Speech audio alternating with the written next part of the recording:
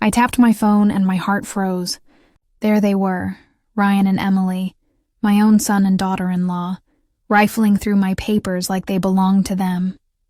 My living room, my sanctuary, turned into their personal office. Emily held documents up to the sunlight streaming through the window, scanning every line, while Ryan clutched the folder I had always kept locked in my bedroom desk. "Where's the original deed?" Emily's voice came through the camera's audio, sharp and calculating.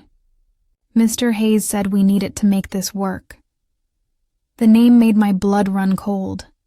Mr. Hayes, the slick lawyer Ryan had met at a bar months ago, the one I had never trusted.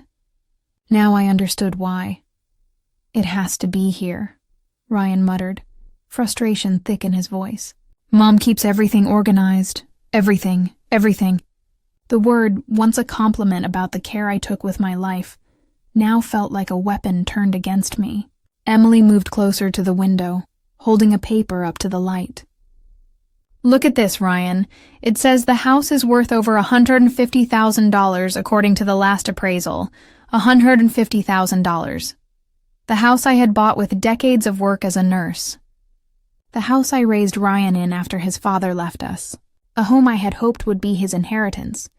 Not a target for theft while I was still alive. Once we have the deed, we can sell and move her into something smaller," Emily continued, her voice eerily calm. "A one-bedroom apartment will be enough for her final years." Final years. They spoke of me as if I were already gone, as if I were a problem standing in the way of their gain. Through another camera, I watched Ryan move toward my bedroom, opening drawer after drawer. "She has to have a safe or something. She's always paranoid about important documents." Paranoid. Another word turned against me, twisting concern into flaw. He returned empty-handed, cheeks flushed with irritation. Emily's arms were crossed, impatience written across her face. "Mr. Hayes only gave us until Friday for the original deed. Without it, he can't finish. And without that, we'll still be stuck living off the crumbs your mother gives us." Crumbs. The $300 I set aside from my modest Social Security check to help them. Apparently not enough for their ambition. "We'll pressure her more," Ryan said, sinking into my favorite armchair. "We'll tell her it's urgent. Medical forms or insurance papers. She won't even notice what she's signing." I sat there gripping my phone, heart hammering. The very people I had cared for, sheltered, and trusted were plotting to betray me. And all this time, the security system I had repaired, the very one I had almost forgotten to mention to them, was capturing every second of it. Confusion twisted in my chest. Yes, sometimes I struggled to remember names or dates, something normal for a woman my age. But Ryan and Emily had spent months planting doubts in my mind, making me question my own judgment every time I raised a concern. "What if she notices?" Emily asked, her voice tight with a mixture of worry and calculation. Ryan shrugged, the gesture casual, but it cut deeper than any knife. "What's she going to do? Call the cops on her own son?" His tone was sharp with scorn, but underneath it, I could hear the old familiarity, the way a child might try to justify wrongdoing to themselves. "Once we get these papers from Mr. Hayes, it'll be too late to undo anything."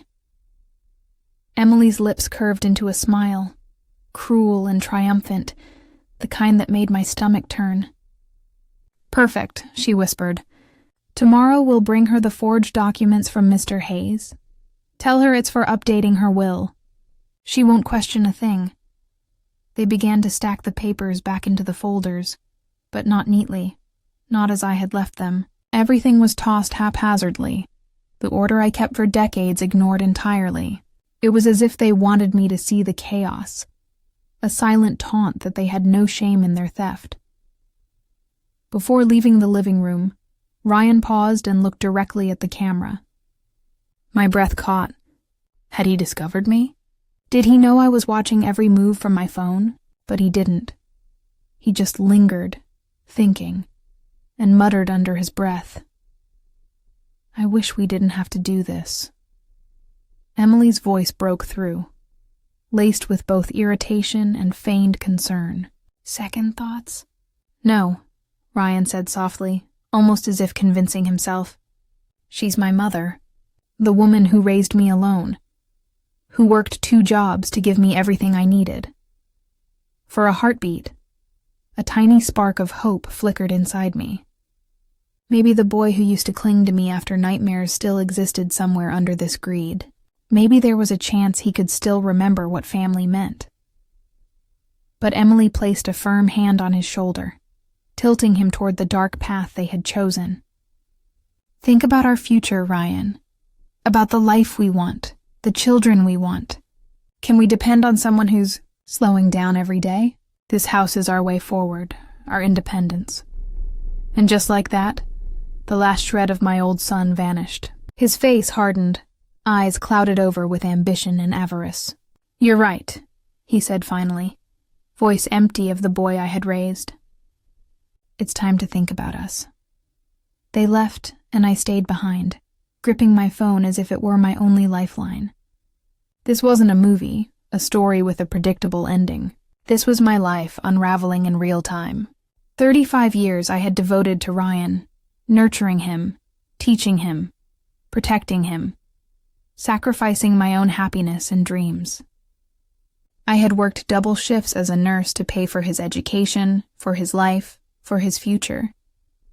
And now, that same creation had become my greatest betrayal. But there was one thing Ryan and Emily didn't know. One secret that would shift the balance of power without them realizing it. Every conversation, every plan, every scheming whisper was recorded.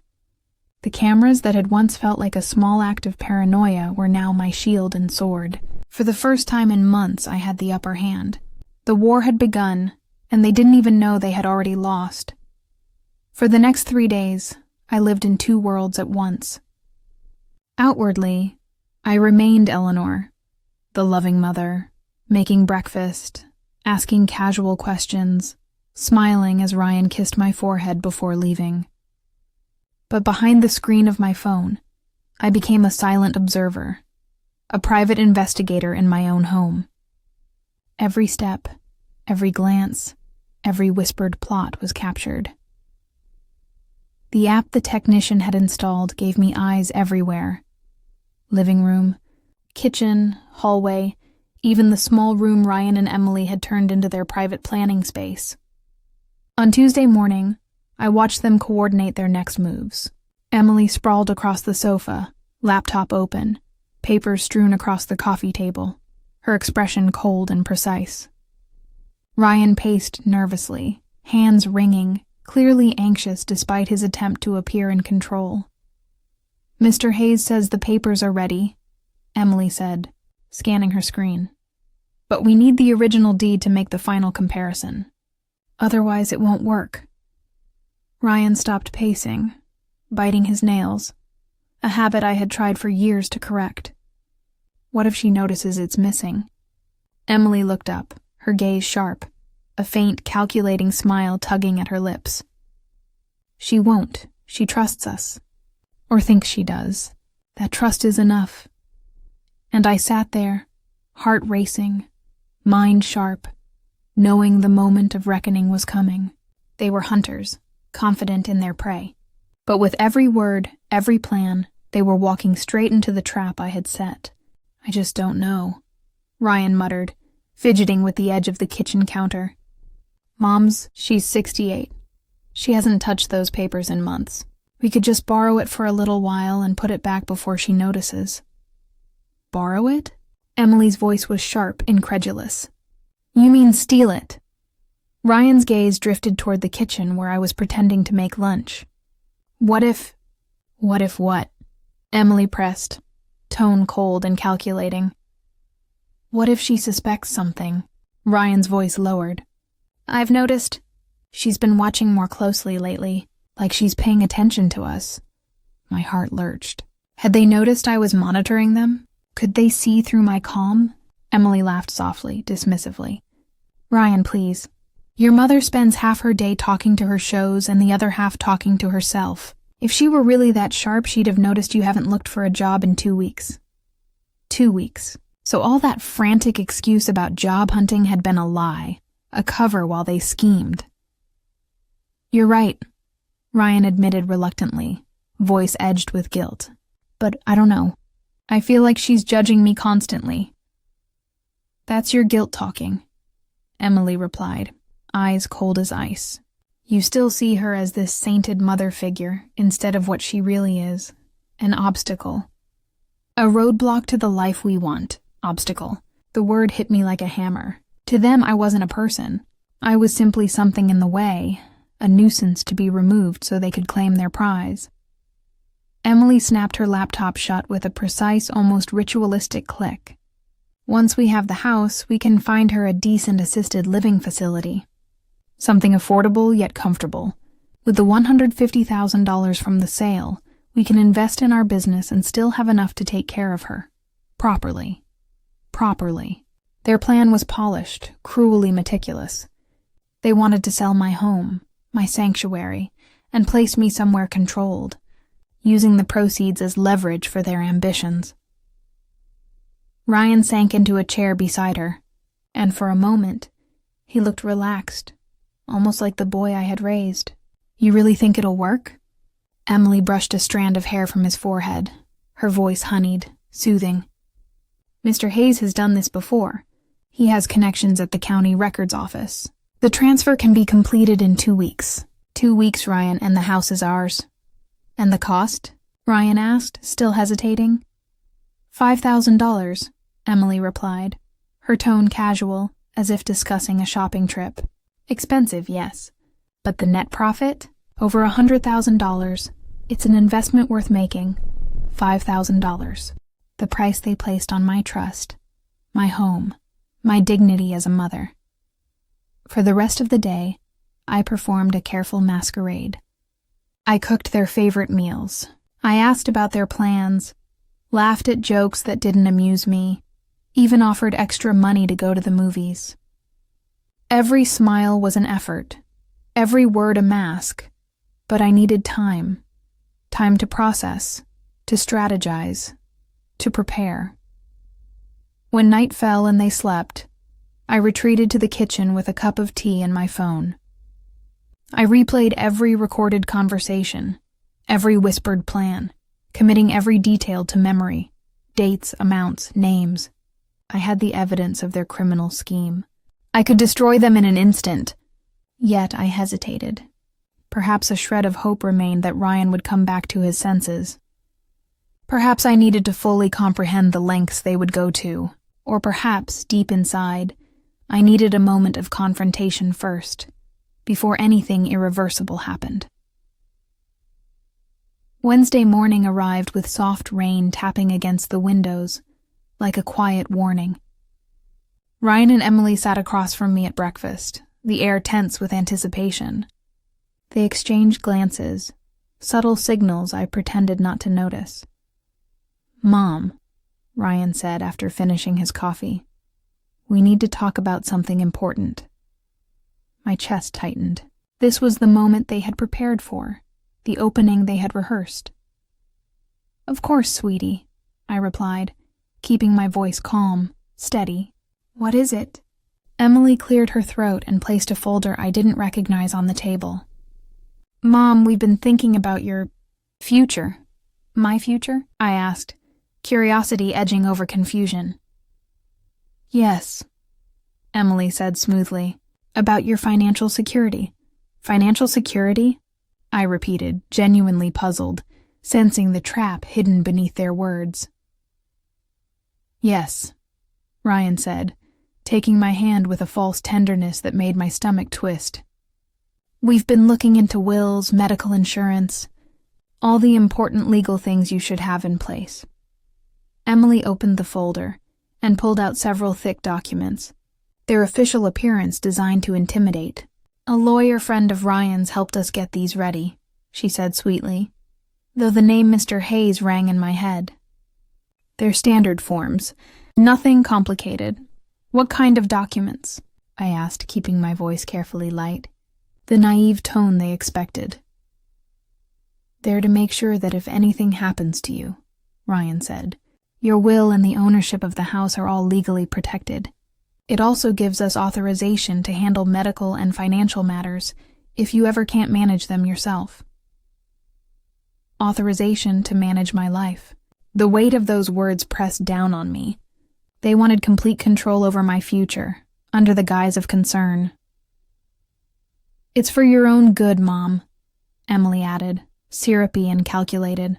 Imagine if you had an accident or became seriously ill. Without these, we wouldn't be able to help you legally. They pushed the documents toward me. I looked at the tiny print, paragraphs crammed with complex legal language, deliberately difficult to read. Yet certain words jumped out. Transfer, assignment of rights, irrevocable power.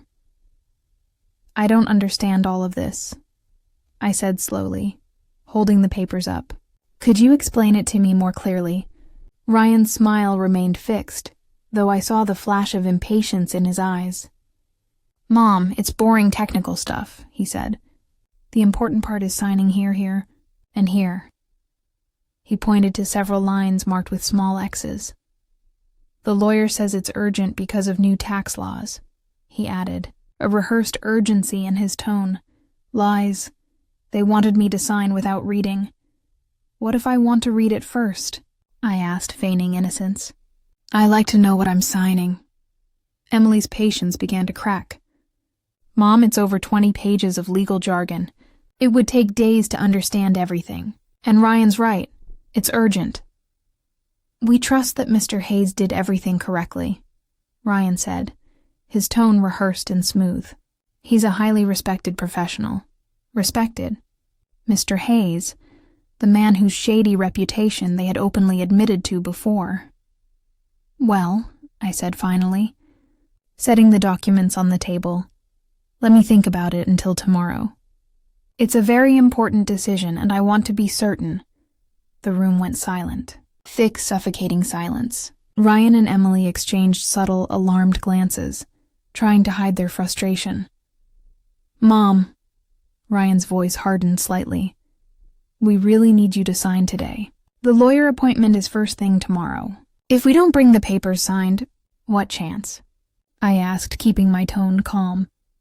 Emily leaned in, voice tight now. The chance to protect you legally. Don't you trust us? Don't you trust your own son? There it was. The emotional manipulation I had expected. Their final card. Of course I trust you, I said, picking up the pen Ryan had set down. I just want to be sure. Instantly their relief was palpable. Smiles bloomed across their faces, victory written in their posture. They believed they had won. I held the pen over the first signature line and stopped. Actually, I think I'll call my doctor first. I want to check if this could affect my health insurance. Mom! Ryan shouted, voice exploding for the first time. You don't need to call anyone. Just sign the papers. His shout slammed through the room like a hammer. I realized then that pretending had limits. The war had begun. In that moment, I saw him clearly. Ryan's true face. The loving son was gone. The fake smiles, the comforting words, they vanished, replaced by fury and desperation. He was a predator caught in the moment of his prey's resistance. Ryan, I whispered, letting the pen fall from my fingers. Why are you yelling at me? He froze, realization washing over him. The mask had slipped, and for the first time in years, I understood the man before me, one I had helped raise, and one who had chosen greed over family. I watched Ryan struggle to put his mask back on, to regain the calm, controlled son he pretended to be, but the anger in his eyes had already surfaced. I'm sorry, Mom, he said, running his hands through his hair. It's just, everything's been so stressful.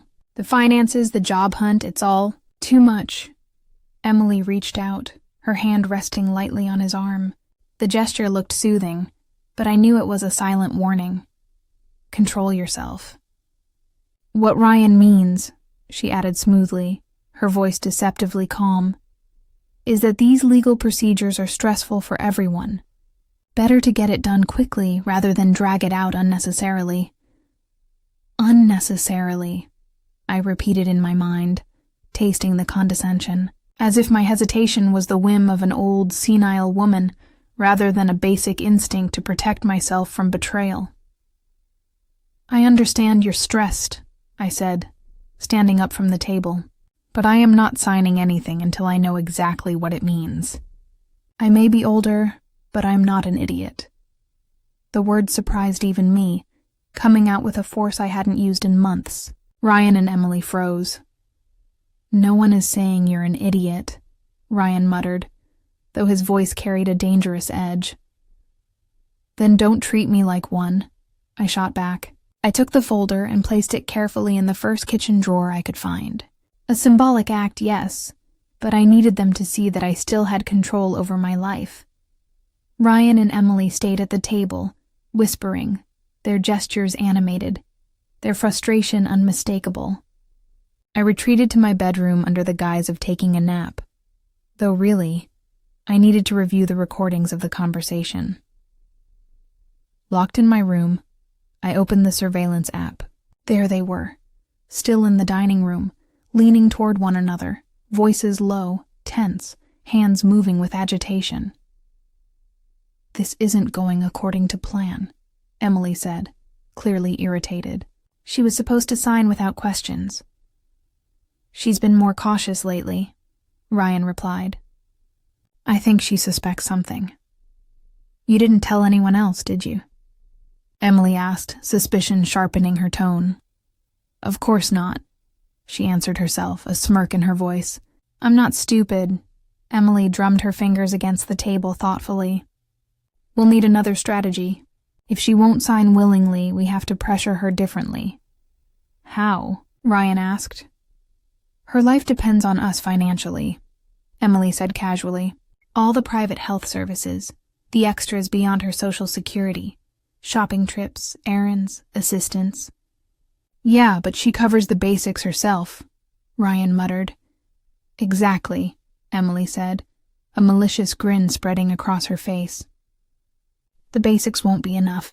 Without us, she'd have to cancel her supplemental insurance, rely entirely on public options. No car for appointments, no help with groceries. Everything we provide, gone. The scope of their plan hit me like a cold wave. They weren't just after my house. They wanted to create a crisis to force me into dependence. That'll work, Ryan said, pride creeping into his voice.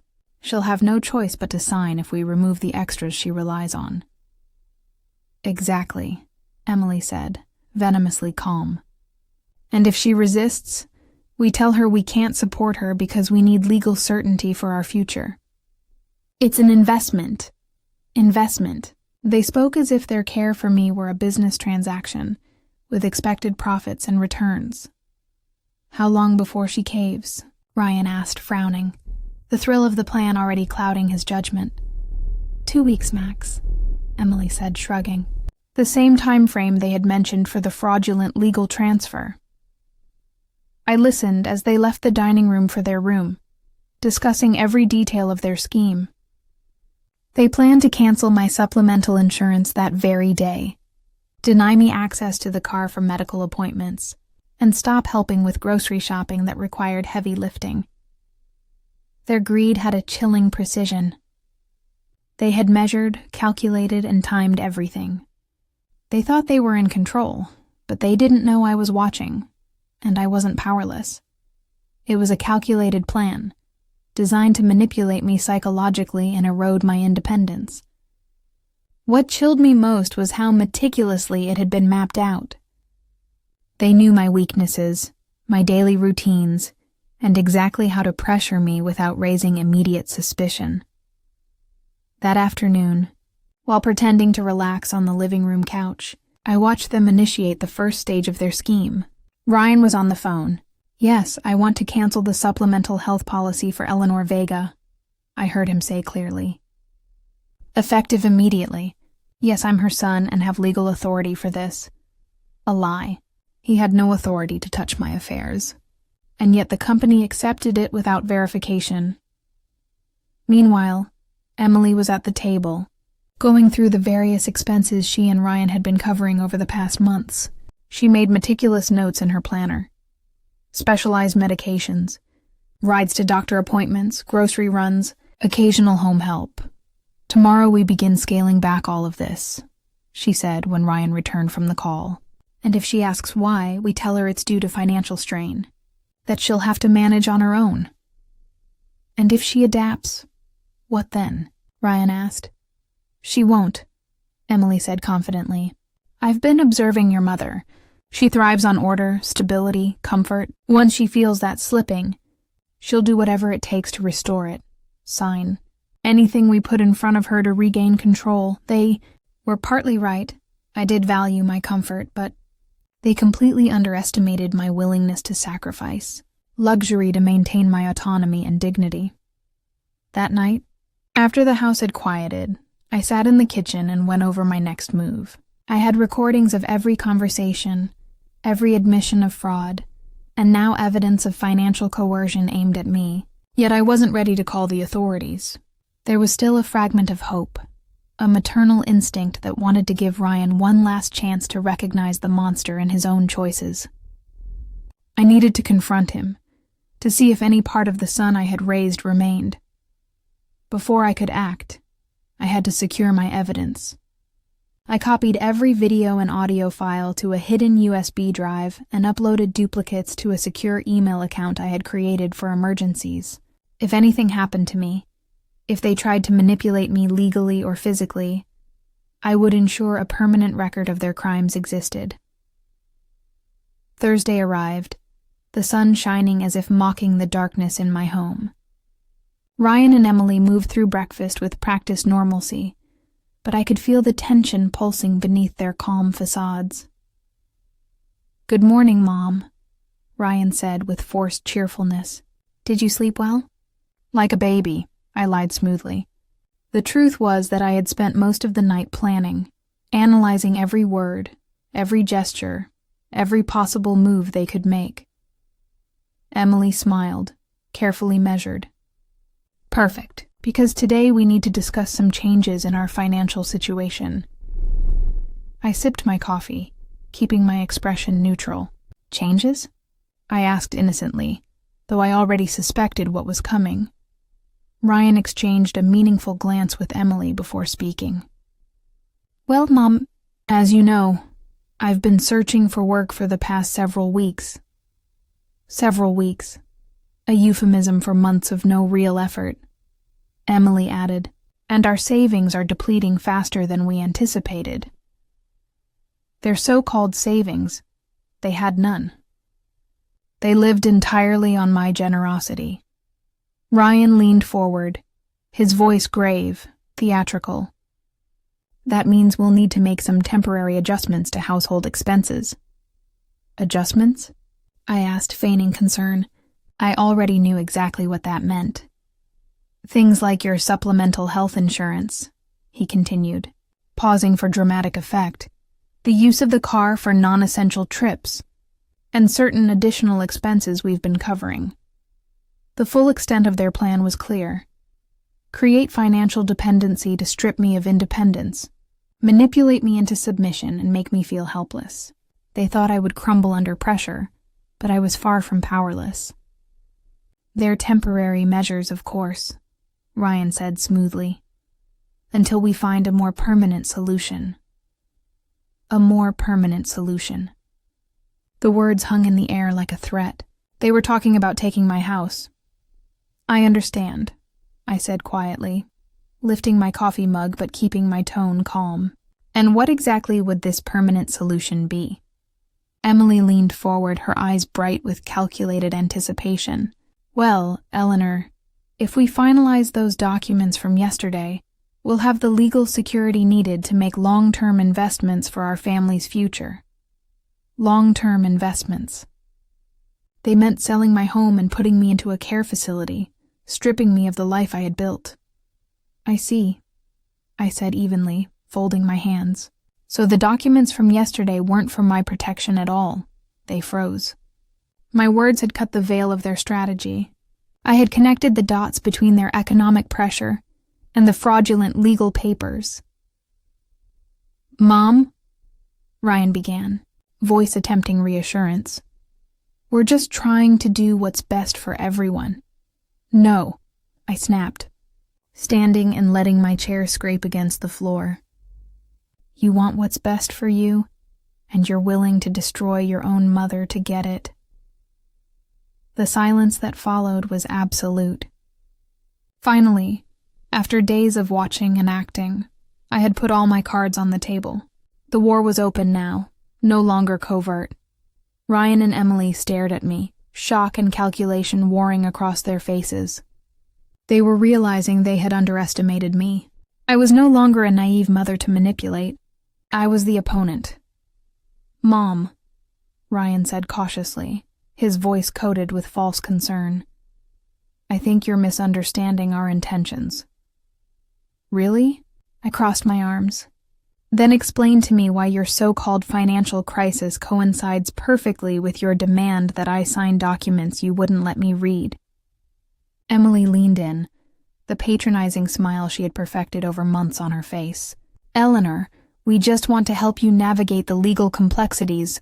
I'm not confused, I interrupted sharply. I'm betrayed. The word struck the table like a hammer. I watched Ryan flinch, the first real sign that my words had pierced the armor of his deceit. Betrayed, I repeated, savoring the syllables. By the son I raised alone, fed with my labor, educated with my sacrifices, the son who now plans to take my home while I sleep. I'm not stealing from you, Ryan bellowed, slamming his fist on the table. I'm thinking about our future, our shared future. Our future? I laughed, bitter and sharp. Ryan, your plan puts me in a care home using the money from my own house. In what part of that plan am I considered family, rather than an obstacle? Emily and Ryan exchanged a panicked glance. I had revealed that I knew more than they had anticipated. I don't know where you're getting these ideas, Emily stammered, her confidence cracking. I think you do, I said, pulling my phone from my pocket and setting it on the table. Do you want me to remind you of your exact words about finding something affordable but comfortable for my final years? Their faces drained of color. Ryan looked at the phone as if it were a rattlesnake. You were recording us? He whispered. No, I said evenly, my voice deadly calm. You recorded yourselves. You forgot that the security camera I repaired works perfectly, and that you confessed all your plans in my living room. Emily jumped to her feet, knocking her chair back. How long have you been watching? Since Tuesday, I said without hesitation. 3 days of recordings where you detail your scheme to forge my signature, take my house, and remove me from my own life. I have everything. Mr. Hayes, the $5,000 cost of the fraud. Your plan to sell the property. Ryan rose as well, but now he looked like a trapped animal rather than a threat. Mom, please let me explain, he said, desperation shaking his voice. Explain what? I demanded, my voice rising for the first time in the confrontation. That your wife sees me as an obstacle? That you've lied about job hunting while plotting to rob me? That my life is worth nothing but the $150,000 you hope to get from my home? It's not like that, Ryan shouted, tears in his eyes, desperation replacing pretense. But I saw through the facade. There was no remorse, only fear that his lies had been uncovered. Then tell me, Ryan, I said, stepping closer until we were mere inches apart. When Emily told you to stop seeing me as your devoted mother and start seeing me as an obstacle, what was your answer? Silence. He knew he couldn't lie. I had the recording. Your answer, I continued, my voice sharp as a knife, was, "You're right. It's time to think about us."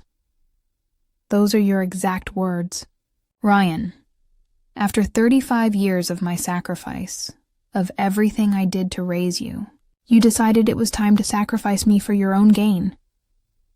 Ryan slumped into his chair, burying his face in his hands. For a heartbeat, I thought perhaps he might feel genuine regret, but Emily wasn't done. All right, she said, regaining her composure. Let's assume you actually have these recordings. What do you plan to do with them? The audacity of the question stunned me, not because it was logical, but because it carried a challenge, a taunt. Excuse me?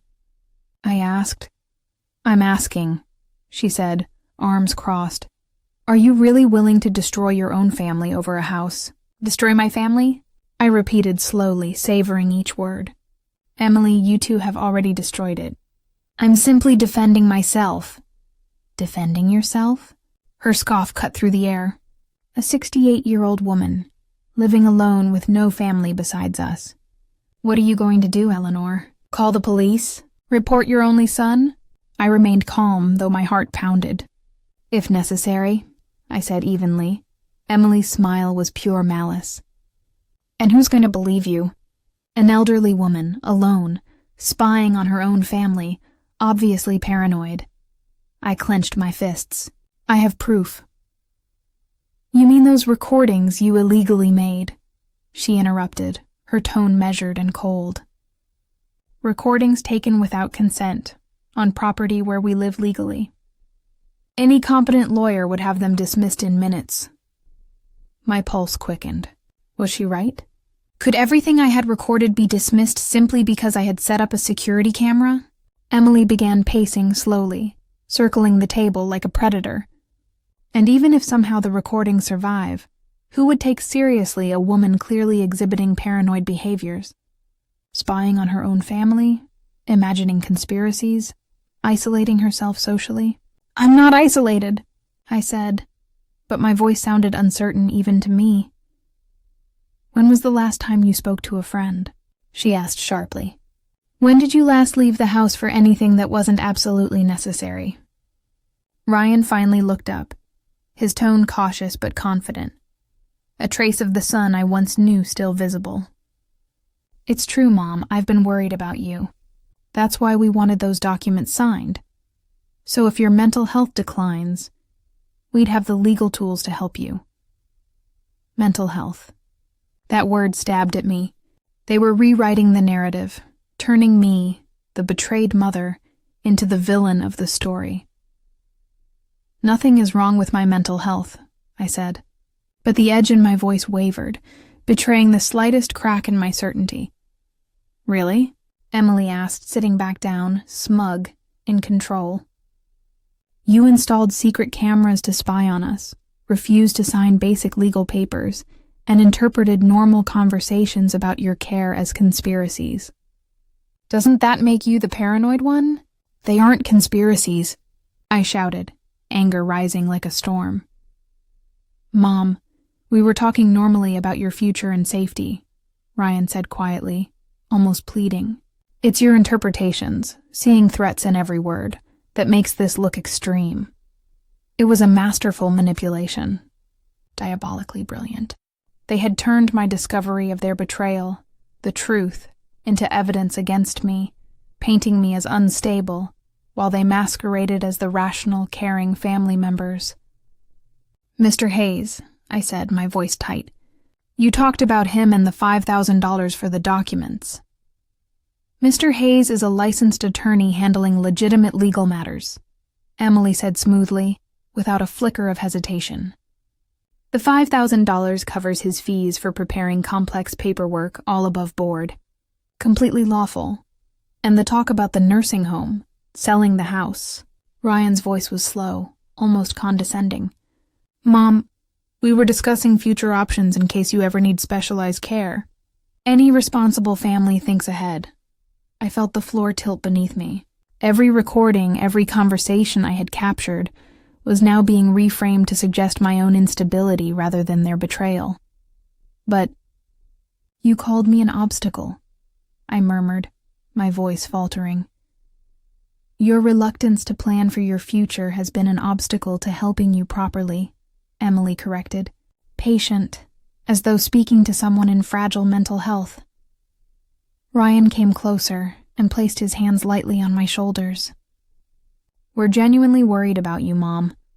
This behavior, paranoia, constant accusations spying on us, it's not normal. Maybe you should talk to a professional, a licensed psychiatrist, someone objective. They were attempting to paint me as unstable, to discredit my resistance, and undermine my credibility.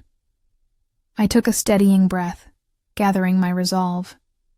"If everything is as innocent as you claim," I said, voice firm, "then you'll have no objection to letting an independent lawyer review these documents. Not Mr. Hayes, someone I select." The pause that followed spoke volumes. Ryan and Emily exchanged a fleeting look of panic, a crack in the facade they thought unbreakable. "Of course," Emily said finally, her tone clipped, lacking confidence. "Whenever you like." But I knew it was a lie, and so did they. The conflict had escalated beyond stolen documents and a threatened home. Now it was a battle for my sanity, my credibility, my right to be believed, and I wasn't going to back down. The following days were surreal. Ryan and Emily shifted tactics, abandoning open aggression for something subtler, more sinister. They treated me as though I were fragile, mentally compromised, a patient under constant supervision. That afternoon, my heart froze as I overheard Ryan on the phone. "Dr. Ramirez, this is Ryan Vega, Eleanor's son. I'm extremely concerned about her mental state." His voice carried down the hall loud enough for me to hear. Dr. Ramirez had been my physician for over 15 years, a woman I trusted completely. "Yes, Doctor, severe paranoia," Ryan continued. "She believes we are conspiring against her, that we want to take her home. She even installed cameras to watch us. We're genuinely worried about how far this might escalate. They were weaponizing my own vigilance against me, creating a false medical record, using the truth of my discovery as proof of a mental disorder." "When did this begin?" Dr. Ramirez asked. "Gradually, over several months," Ryan replied carefully. "But this past week it worsened. Yesterday, she accused us directly of planning to move her into assisted living." A chill ran through me. They had taken my evidence of their crimes and twisted it into a threat against them. I bolted to my room and locked the door, hands shaking as I opened the security camera app. I needed to record this conversation as well, but when I tried to access the audio feed from their room, it failed. A technical glitch? I doubted it. For the rest of the afternoon, Ryan and Emily adopted an unsettling air of over-the-top concern. Every word, every gesture was calculated. "Mom, are you feeling all right?" "You look a bit pale," Emily asked, her voice soft, almost coaxing. "Have you been sleeping? Any strange dreams lately?" Every question was a trap. To show weakness, to admit confusion, was to confirm their fabricated narrative of my mental decline. But I wasn't afraid. I was more determined than ever. I had the recordings, the proof, and the clarity to fight back. And they didn't yet realize that their carefully orchestrated manipulation had just met its match. If I refused, they would twist it into proof that I was incapable of understanding my own mind. That night, from the safety of my room, I overheard them planning the next phase of their scheme. "Tomorrow, I'll set up a doctor's appointment," Emily whispered. "We need someone to officially document her declining mental state," Ryan replied. "And what if she refuses?" Emily asked, a hint of irritation creeping into her tone. "She won't. We'll tell her it's just a routine checkup for her blood pressure. Once she's there, we can speak with the doctor privately and explain the situation." "Do you really think the doctor will believe us?" Ryan hesitated. "Of course," Emily said confidently. "We live with her. We've been observing her every day. Older adults often show paranoia, and doctors have seen this hundreds of times." They were right. Older adults can develop anxiety or paranoia, but decades of Eleanor Vega's medical history demonstrated nothing but perfect mental stability. That evidence, however, was invisible to them. Or perhaps, they thought, they could manipulate perception enough to overshadow it. The next morning, Ryan announced over breakfast, "Mom, we've scheduled a routine checkup." His tone carried that new, artificially soothing cadence he had perfected over the past week, just to make sure your blood pressure is fine. "I don't need a checkup," I said evenly. "I feel perfectly healthy." Emily leaned forward, a feigned concern in her eyes. "Of course you feel fine, but at your age regular exams are important, and lately you've seemed different, more tense, more suspicious." "I am alert," I said firmly, "because I discovered my own family plotting against me." Ryan's sigh was theatrical, the kind reserved for the most difficult of patients. "Mom, no one is plotting against you. Those are just ideas we need the doctor to help you with." Ideas. That was what they called my discovery. Ideas that required professional evaluation. I felt my blood boil. "I am not going to any doctor under these pretenses," I said. "Yes, you are," Ryan replied, voice regaining its old authoritarian edge. "It's for your own good. And if I refuse?" I asked, testing them. Emily smiled sweetly, the kind of smile designed to lull a child into compliance. "Eleanor, don't be difficult. It's just a routine medical check. If you insist on refusing..." She let the sentence hang, heavy with unspoken consequences. Ryan finished for her, calm and methodical. "We may have to consider other options for your safety. And ours. Other options." I knew exactly what that meant. Involuntary psychiatric evaluation. Perhaps even confinement. "I understand," I said, quiet but resolute. That afternoon, while they were supposedly out shopping, I took action. I called Dr. Ramirez directly. "Dr. Ramirez, this is Eleanor Vega," I said, trying to steady my voice.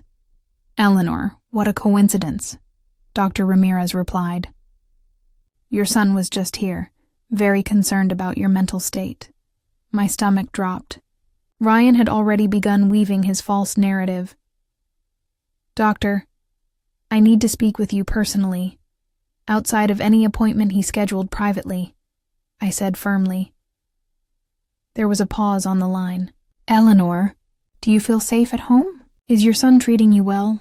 A loaded question. Ryan had presented himself as the concerned family member, not the abuser. "Doctor, my son and his wife are trying to steal my home using fraudulent documents," I said. "When I discovered their plan, they started trying to make me appear mentally incompetent to discredit me." Another pause.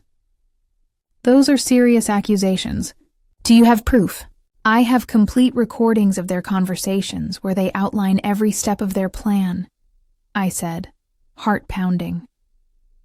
"I understand," Dr. Ramirez replied, her tone now professional and cautious. "Would you like to come to my office tomorrow morning to discuss this calmly? Without your son present?" "Yes, doctor. Early before anyone else is here." "Perfect. And Eleanor, bring those recordings with you." Relief washed over me. For the first time in days, I had an ally who could hear my side of the story unfiltered. That night, I slept more peacefully than I had in a week, but my relief was short-lived. When I woke on Saturday morning, I discovered that Ryan and Emily had already been at work during the night. My phone, my lifeline, my evidence repository was gone. "Good morning, Mom," Ryan said, forcing that practiced warmth into his voice. "Looking for something?" "My phone," I replied, keeping my voice steady. "Oh, yes," Emily interjected smoothly, appearing from the kitchen. "I found it in the hallway last night. You must have dropped it. It's charging in the kitchen now." A lie. I always left my phone on the nightstand. I walked into the kitchen and there it was, plugged in. Relief turned to horror when I opened it. The camera app, the one I used to monitor the security system, was gone. "Where's the camera app?" I asked, panic rising. Ryan looked puzzled, feigning ignorance. "What app?" "The one that lets me see the security cameras." "Oh, that," he said, voice almost worried. "There's no app like that on your phone. Are you sure you didn't imagine it?" A cold dread sank into me. Not only had they deleted my evidence, they were trying to make me doubt my own mind. The cameras are working, I insisted. The technician fixed them on Tuesday. Emily appeared next to Ryan, her smile calm but venomous. Eleanor, no technician has been here. There are no cameras. I felt my knees weaken. Ryan and Emily exchanged one of those looks I knew so well. But this time it was thick with false concern. Mom, Ryan said gently, stepping toward me. I think you should sit down. The weight of it hit me. They weren't just stealing evidence anymore. They were trying to rewrite my reality. The war had escalated. It was no longer about my house. It was about my sanity. I bolted to the living room, desperate to see the cameras myself. But the moment I entered, I froze. The cameras were gone. The mounts, the wires, nothing remained. It was as if they had never existed. Where are the cameras? I demanded, spinning around, voice rising. Emily and Ryan followed, their expression still dripping with feigned concern. Mom, please sit down, Ryan said softly, reaching toward me. You're very upset. I'm not upset. I pulled away. They were here. Right there on that wall. I pointed frantically at every corner where I remembered the cameras being. Eleanor, Emily said calmly. There have never been cameras here. This house doesn't have a security system. Yes, it does, I snapped. I hired a technician. I paid $300 for repairs. Ryan's eyes widened slightly, and he moved closer, cautiously. 300? Where did you get that from? The words hit me like a blow. If there were no technician, if there were no cameras, where had my money gone? I ran to my room to check my records, Ryan and Emily following but keeping their distance, their eyes never leaving me. My hands shook as I rifled through my receipts and bank statements. Nothing. No record of a $300 payment. No evidence of a technician visit. No confirmation of any repair. But I remember, I whispered, feeling the ground slip beneath me. Mom, Ryan said softly, perching on the edge of the bed. Sometimes our minds play tricks on us, especially when we're stressed or worried. No, I whispered back. This isn't a trick. You're manipulating me. How could we manipulate your memories, Mom? Emily asked gently. How could we make you believe something that didn't happen? I shivered at the question. It was terrifyingly plausible. Could they really alter what I remembered? Was I losing my mind? The recordings, I said desperately. I have recordings of your conversations. What recordings, Mom? Ryan asked, his voice tinged with fake curiosity. On my phone. On the USB drive, I said, rushing to my desk. I fumbled through the secret drawer where I'd hidden the backup, shaking violently. But the USB drive wasn't there. Are you looking for this? Emily said, holding up the tiny device as if it were a casual find. My heart stopped. Where did you get that? She held it with an air of innocence, almost believable. I found it on your bedroom floor this morning, she said, her voice sweet, controlled and utterly terrifying. The battle lines had shifted. My evidence was in their hands, and my memory was under siege. The war had become psychological, and the stakes were my very perception of reality. I thought you might have dropped something important, Emily said, holding the tiny USB drive as if it were a casual trinket. I snatched it from her hands and bolted to my computer, my fingers trembling as I plugged it in. The screen blinked and my heart sank. The drive was empty. Completely empty. No, this can't be, I muttered, frantically opening folder after folder. My breath caught.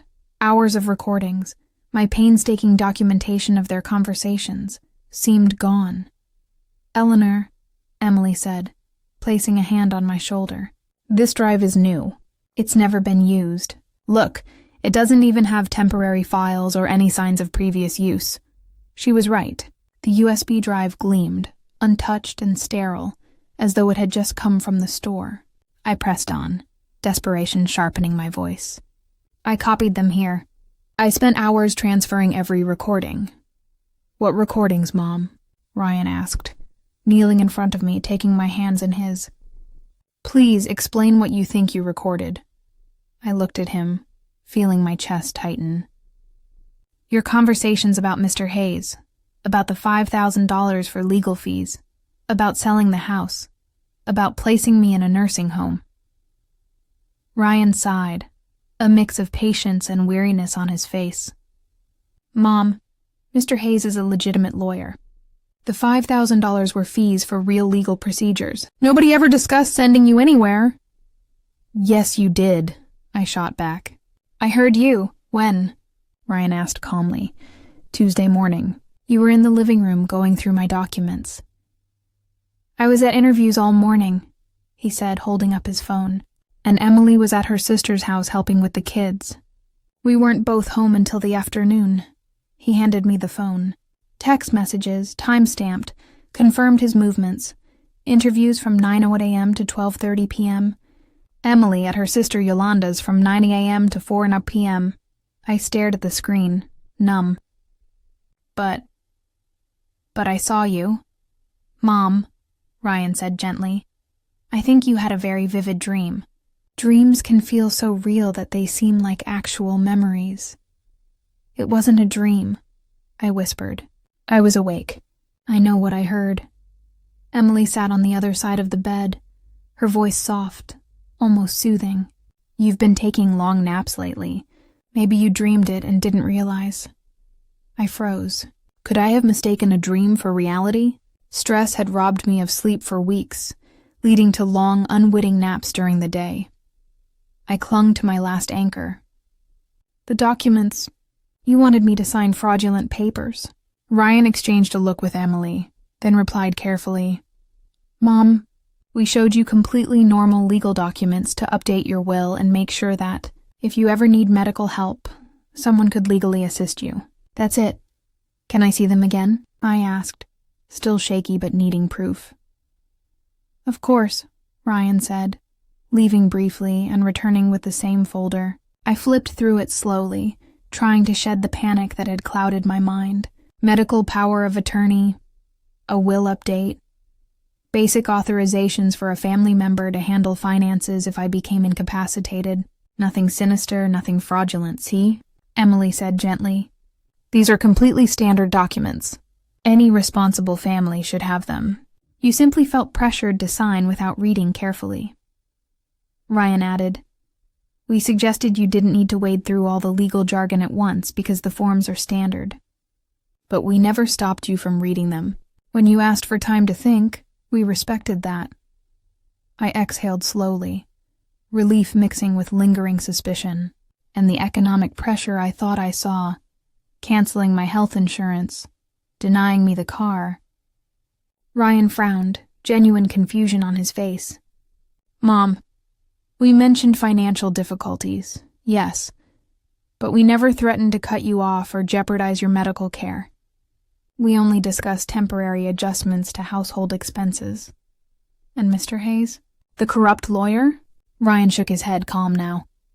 Mom, he's not corrupt. He's the lawyer recommended by Dr. Hernandez to help us with these legal updates. You can call him yourself if you want to verify.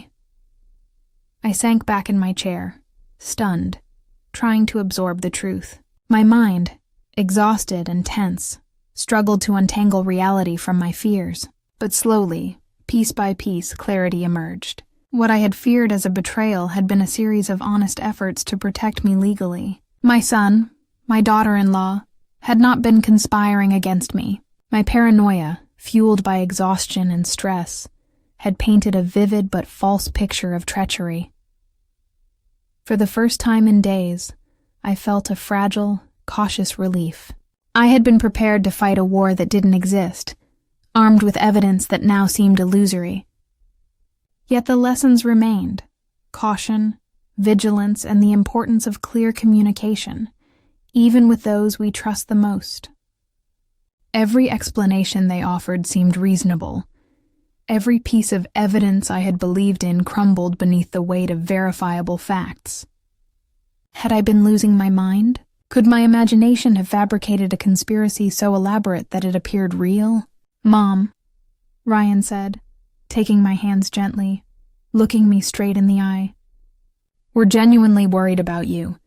These sudden fears, the distrust, this isn't normal," Emily added softly.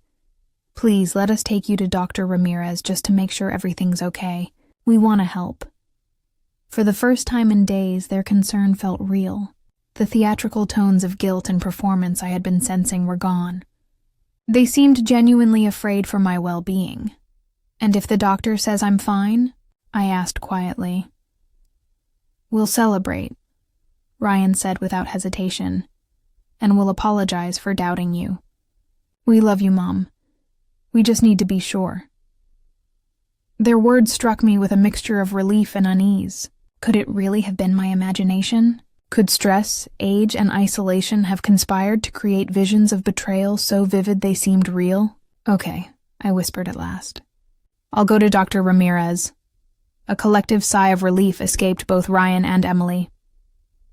"Thank you, Mom," Ryan said, hugging me tightly. "Everything's going to be okay. I promise." Even as he held me, a small voice in my mind whispered unease. Something still felt off. Too convenient, too perfect.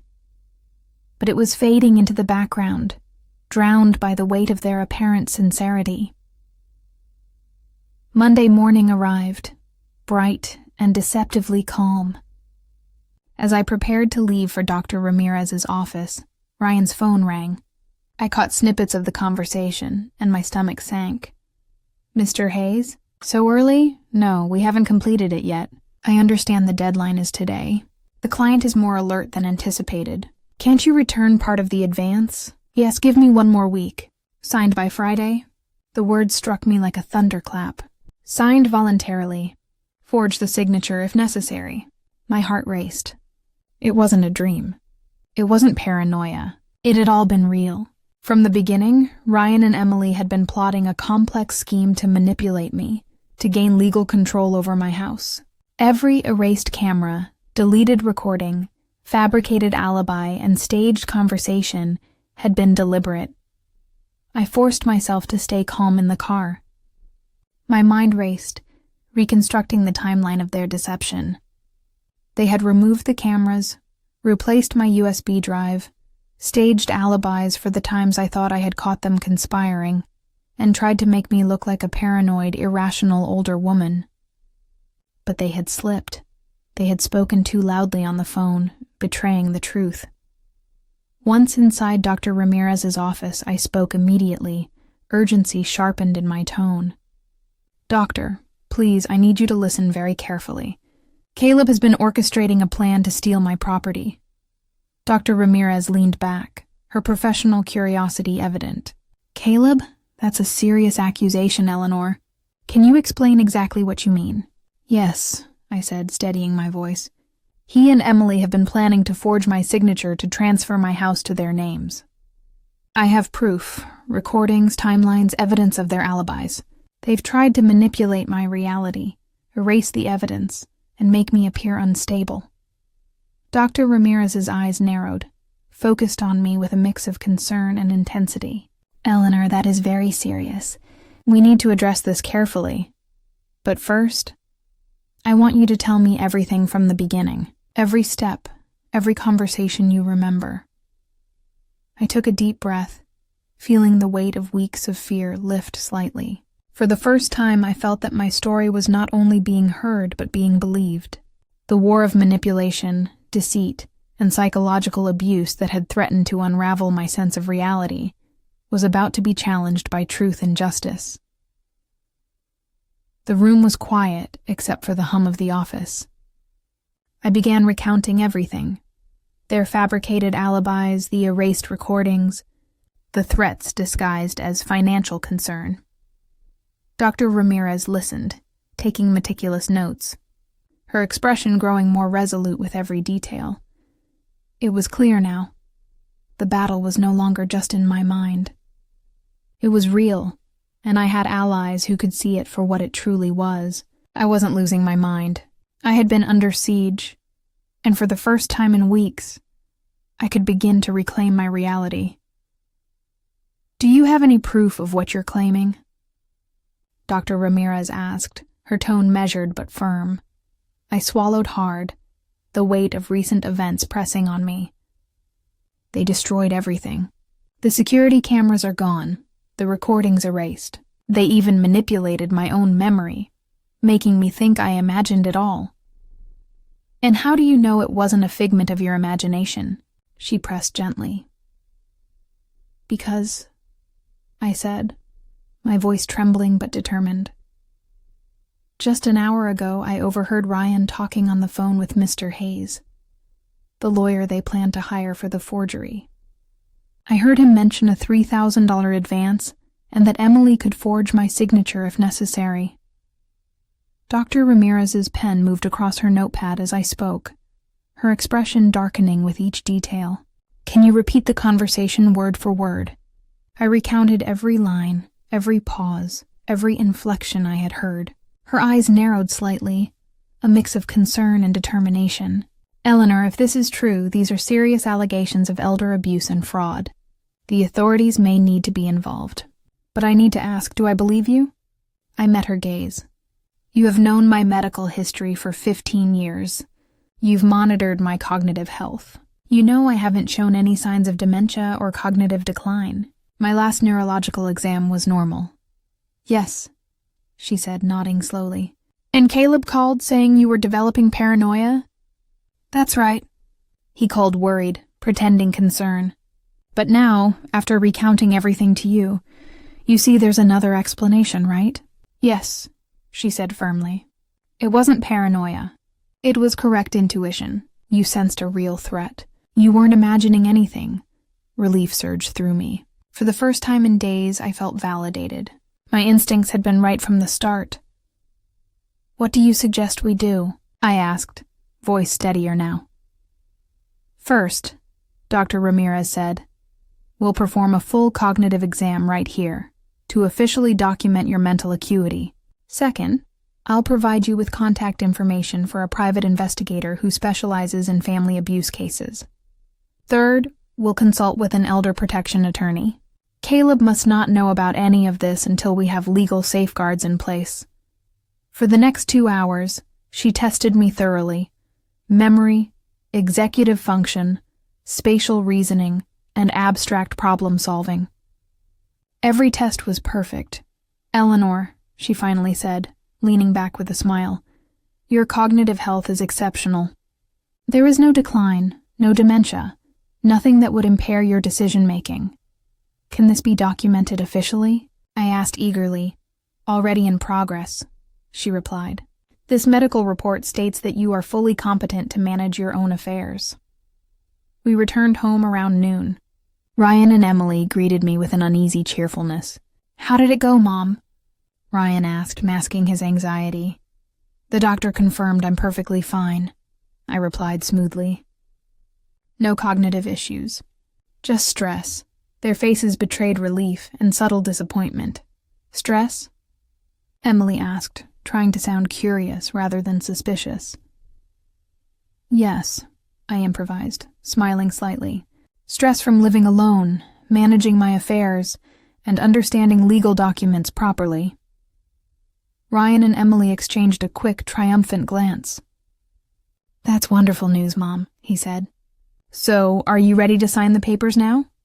"I think so," I said lightly, adding, "but I want to review them carefully first, calmly, before signing anything." "Absolutely," Ryan said, his voice warm but rehearsed. "Take all the time you need. We want you to be comfortable." While they believed I was resting that afternoon, I was anything but idle. I made call after call to the private investigator Dr. Ramirez recommended, and then to the elder protection attorney. "Mrs. Vega," the detective said firmly, "we need direct evidence of their fraudulent intentions. Are you willing to use a hidden microphone to record their conversations?" "Is that legal?" I asked cautiously. "Completely. In your own home, When there is reasonable suspicion of criminal activity, it's lawful. Perfect, I said. We'll do it first thing tomorrow. Hidden cameras in the living room and dining room too? Yes, the detective confirmed. That will provide clear evidence if their plan is criminal. Combined with Dr. Ramirez's report, it will protect you legally. I hung up, feeling a sense of control returning for the first time in weeks. The evidence they had tried to erase would now be rebuilt, this time with the weight of legality behind it. The war they had waged to undermine my sanity, my security and my independence was far from over. But for the first time, I knew I wasn't fighting it alone. We'll have a solid case, the private investigator said, her tone both calm and precise. Not only can we prevent the fraud, but we can pursue criminal charges. Conspiracy to commit fraud, attempted document forgery, financial exploitation of an elder. If proven, Caleb and Emily could face serious prison time. I felt my stomach tighten. Several years in prison. For my own son? Yes, she confirmed. There's always an alternative, though. If we gather concrete evidence first, we could offer them a chance to abandon their plans entirely in exchange for no charges being pressed. But we need indisputable proof. That night, while Caleb and Emily whispered their quiet celebrations over what they thought was imminent victory, I meticulously prepared my counterattack. I reviewed every detail, every recording, every word they had ever spoken that hinted at their intentions. Tomorrow, I would have the high-quality audio and visual evidence I needed. The hunter was about to become the prey, and they had no idea. Tuesday morning arrived with a rare clarity, the air crisp and charged with anticipation. At 7, before Caleb and Emily stirred, the private investigator arrived with a discreet technician. In under an hour, they had installed miniature microphones on my clothing and microscopic cameras in the living room and dining room. Completely invisible, they captured every movement and every word with perfect precision. Mrs. Vega, the detective instructed quietly as she left. Focus on getting them to confess openly. We need them to clearly state they intend to forge your signature or use fraudulent documents. If they suspect anything, continue acting as you always have. Cooperative, cautious, nothing unusual. They expect that after the past few weeks. At 2 in the afternoon, we began the carefully staged document review in the dining room. Caleb spread the papers across the table, while Emily positioned a pen next to every page requiring a signature. All right. Mom? Caleb began, his voice steeped in artificial patience, the tone he had perfected over weeks of subtle manipulation. We'll go through each document so you fully understand what you're signing. Perfect, I said, adjusting my blouse subtly to ensure the microphone captured everything clearly. Caleb began with the first document, explaining it line by line. It was a legal power of attorney, granting them broad authority over my finances and property. And what exactly does unable to handle my own affairs mean? I asked innocently. Emily jumped in smoothly. Well, if you ever became ill, or your memory started failing, or you decided you didn't want to manage everything yourself, or if my memory is failing conveniently when I discover these documents. I added, feigning naivety. Caleb's composure wavered slightly. Mom, last week your confusion seemed real. Those weren't convenient symptoms. They were actual signs of memory lapses. Real symptoms or conveniently timed ones? I said softly. The tension in the room thickened instantly. Caleb and Emily exchanged rapid, subtle glances. I'm not sure I follow, Emily finally said, attempting control. I continued, keeping my voice calm and deliberate. It's curious that just when I notice you want me to sign documents I don't fully understand, suddenly my memory seems to fail in a way that justifies you taking control. Caleb leaned forward, frustration creeping into his expression.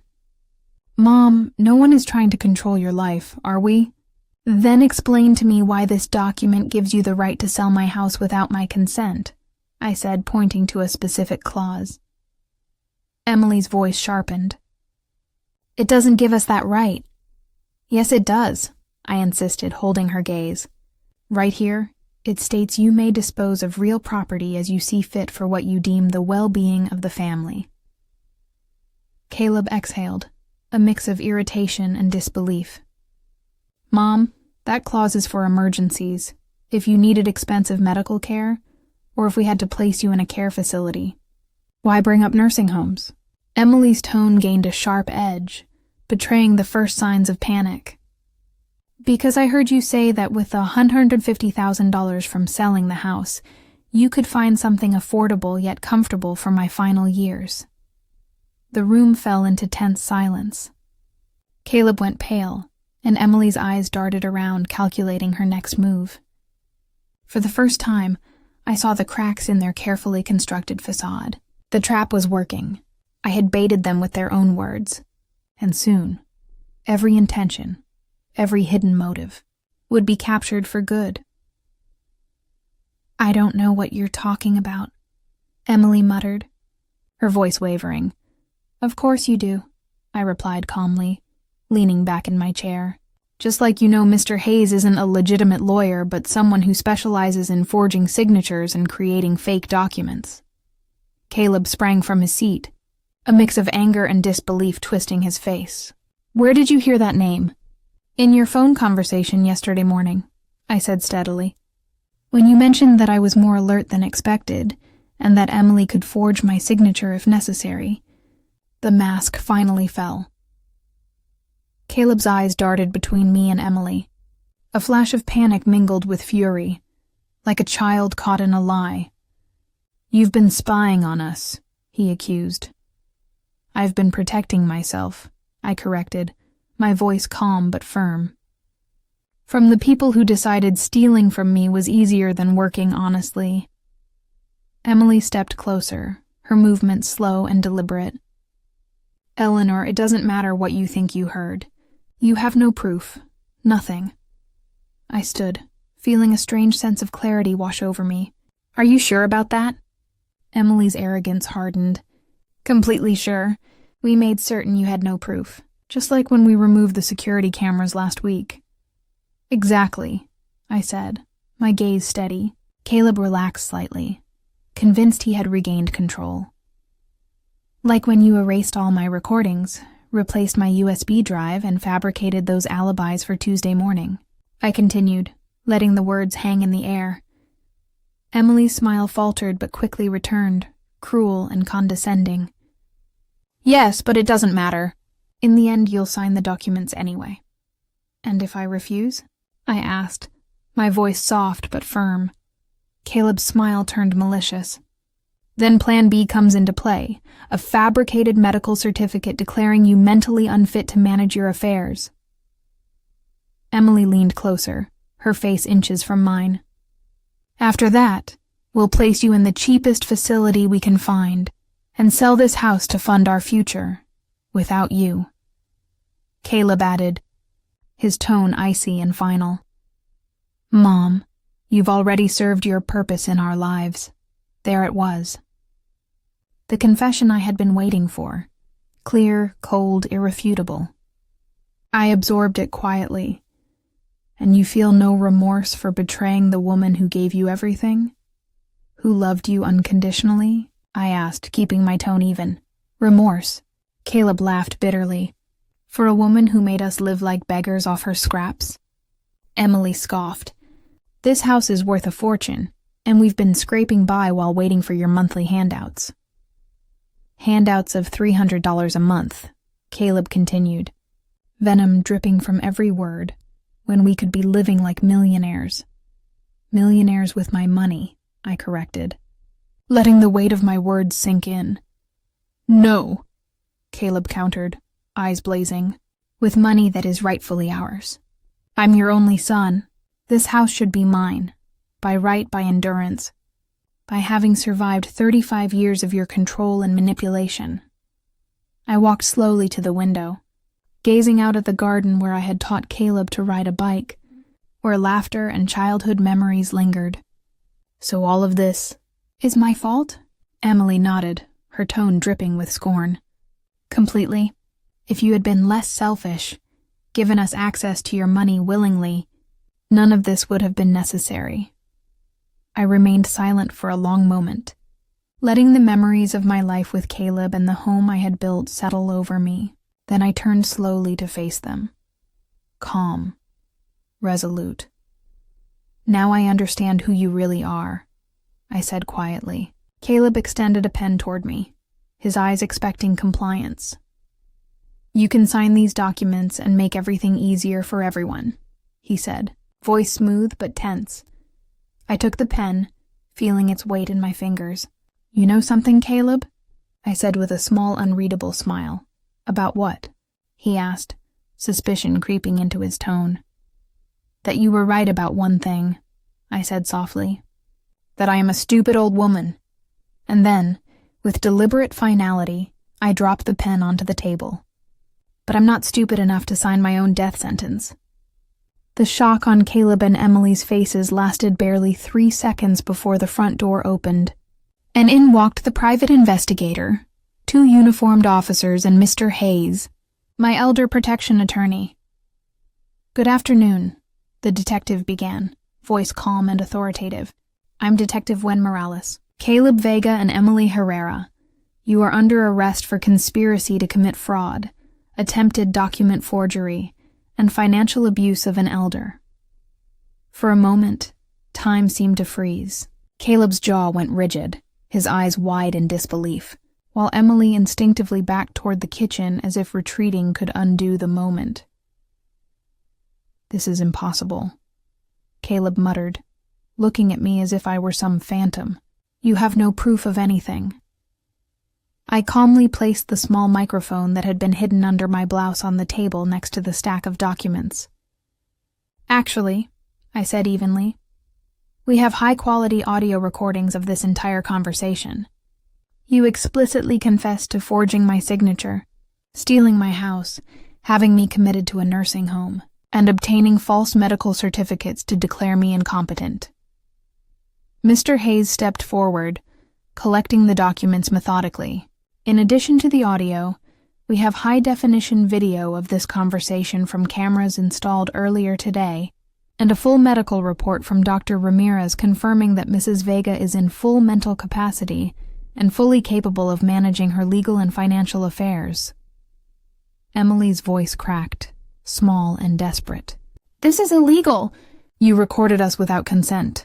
The detective's calm remained unshaken. Mrs. Vega is fully within her rights to record conversations on her property when there is reasonable suspicion of criminal activity. Furthermore, these confessions were given voluntarily, without any coercion. Caleb finally reacted, but not with remorse. His fury was raw and blinding. This is all your fault, you damned old woman. If you'd just been normal, treated us like a family instead of controlling us, none of this would have happened. I met his glare with a quiet steadiness I didn't know I had. For 35 years, I worked double shifts as a nurse to provide for you. I sacrificed my personal happiness, devoted myself entirely to your education and well-being. I paid for your college, supported you through every setback, and opened my home when you had nowhere else to go. One of the officers read Caleb his rights, as handcuffs clicked around his wrists. But I continued, my voice calm but unwavering. All I asked for was respect, honesty, and a shred of the love a mother deserves. Instead, you treated me as an obstacle. An inconvenient obstacle you could manipulate, steal from, and discard when I was no longer useful. Emily's scream filled the room as the second officer placed her in handcuffs. We took care of you. We lived with you, helped you with everything. I never raised my voice, I said, letting every word land.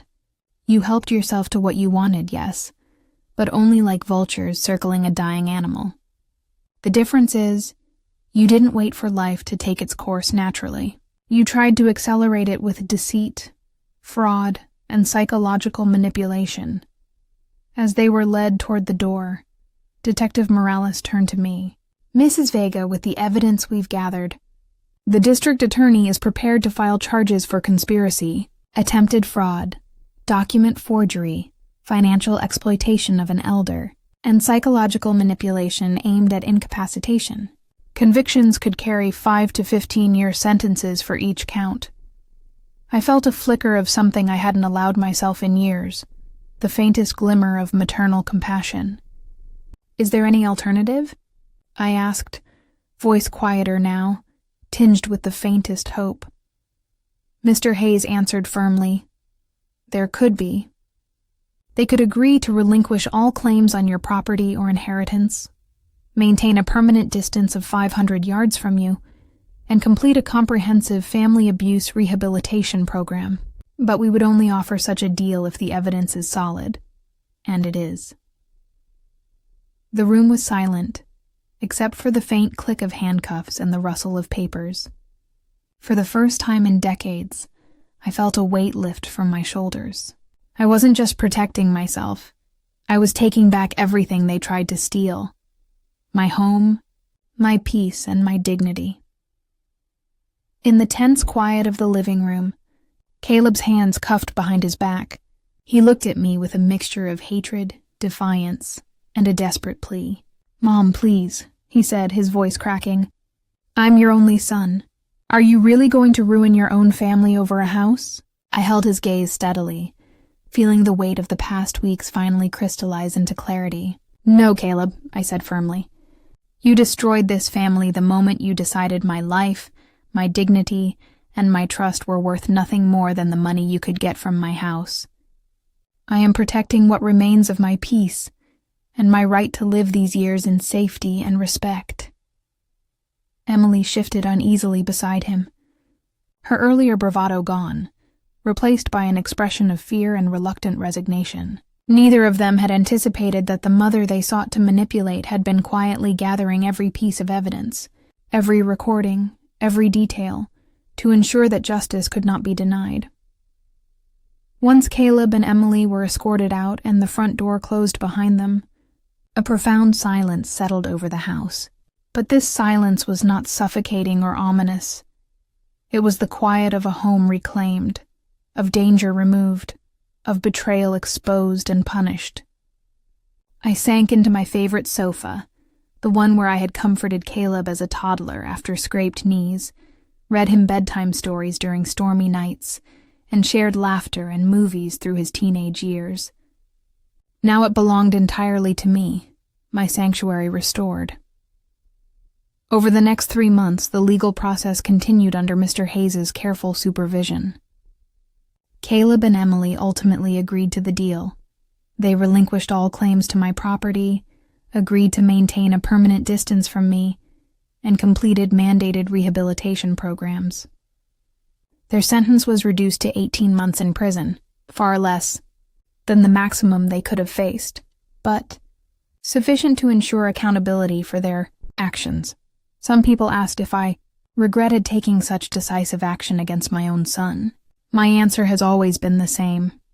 I never regretted giving Caleb a home, a chance, and love when he was a child in need. I only regretted not realizing sooner that unconditional maternal kindness must never come at the cost of your own safety, well-being, and dignity. Now my days are filled with the peace of a life fully my own. I am surrounded by neighbors who have become my chosen family, friends who respect me, and a community that shares mutual trust and genuine care. I have learned that family is defined not by bloodlines or legal claims, but by honesty, integrity, and the capacity for love that is reciprocal and respectful. When I reflect on the ordeal, I see the transformation it brought.